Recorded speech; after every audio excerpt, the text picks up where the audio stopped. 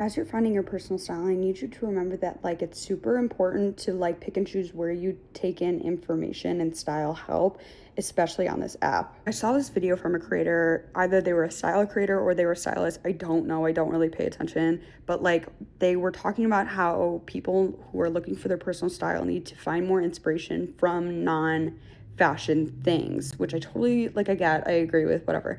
But like there was such a big disconnect with like my formal training as a stylist and like what they were saying. Like they were putting really heavy emphasis on not looking at a Pinterest board full of outfits and just like making what you already see or like pulling inspiration from what you already see. And I just like I really have a qualm with that. And I have a qualm with that for a few reasons because I am taking Law Roach's styling course, the Law Roach, like his styling course.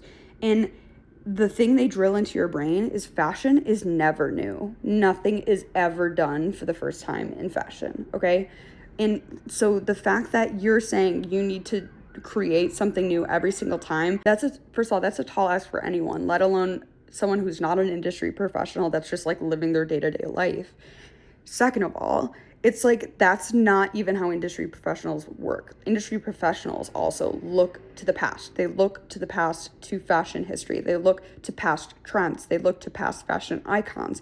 They look to past fashion references is what we call it. And they look to past looks, and they actually sometimes they try to recreate things and they try to redo them and shake it up and try to do it but do it better or do it differently. And like they actually intentionally recreate things and intentionally put the same things on their mood board all the time. All the time.